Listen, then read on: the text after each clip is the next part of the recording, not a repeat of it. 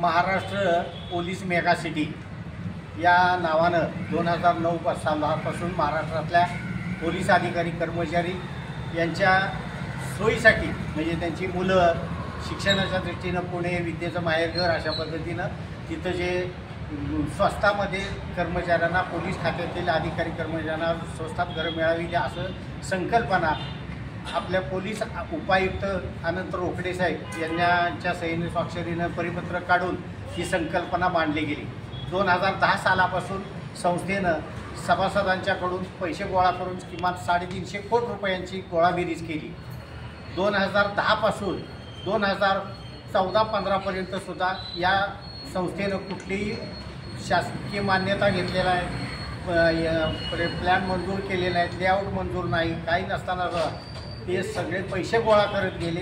350 कोटी रुपये गोळा झाल्यानंतर सुद्धा 2017 पर्यंत कुठलीही कार्यवाही झाली नाही। 2017ला ज्यावेळेला स्टॅम्प म्हणजे हे करून रजिस्टर खरेदी करत म्हणजे ॲग्रीमेंट टू सेल केलं आणि ते सेल करत असताना सुद्धा पूर्ण नियोजित पद्धतीनं फसवणूक करायची अशा भावनेतूनच हा करार केला काय अशी भावना सगळं सभासदांची झाली। संपूर्ण करार हे बिल्डरला सगळ्यांना सामायिक एक त्यांचा लाभ व्हावा अशा भावनेतून गेले आणि त्यानंतर आज तागायत सभासदांना कुठल्याही घराचा एकाही ताबा मिळालेला नाही। एकूण 60 बिल्डिंगपैकी फक्त 5-7 बिल्डिंगचे ठोकळे नुसते उभे केले, कुठले 4 मजली 10 मजली असे, आणि आज तागायत नुसते पैसे वसुलीचे काले जे पूर्वश्रमीचे प्रशासक बॉडी होती त्या बॉडीपासून ते आतापर्यंतच्या सर्व बॉडींनी या सभासदांची दिशाभूल करून पूर्ण फसगत केलेली आहे। त्यामध्ये पहिल्या सेक्टरमध्ये 36 बिल्डिंग, दुसऱ्या सेक्टरमध्ये 24 बिल्डिंग असा प्रोजेक्ट होता। त्यापैकी 36 बिल्डिंगचे पायाभरणी फक्त केलेली आहे, आम्ही काही केलेलं नाही। सेक्टर 2मध्ये तर कुठल्याही त्या प्रकल्पाची कुठलीही मान्यता, लेआउट मंजूर नाही, प्लॅन मंजूर नाही, काही नाही, तरीसुद्धा 30% रकमा घेऊन किमान त्या लोकांच्याकडून 90 कोटी वसूल केले।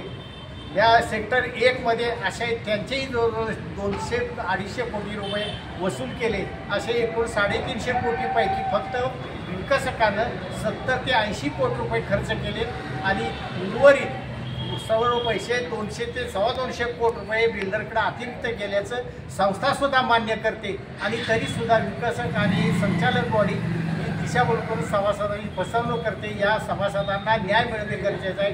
सभासदांपैकी कित्येक सभासद हे देवाघरी गेले, सभासदांनी आशेवर हे संपूर्ण प्रकल्प होईल अशा भावनेतून पैसे भरलेले होते आणि विशेष म्हणजे या संदर्भामध्ये संपूर्णतः शासकीय यंत्रणेकडं किंवा गेल्या पातळीवर एलओकी केला तिथेही सुद्धा खोटे अहवाल सादर करून शासनाच्या कार्यालयाची दिशाभूल या समितीने आणि लेआउट करणारे आर्किटेक्चर यांनी केलेली फसवणूक आहे।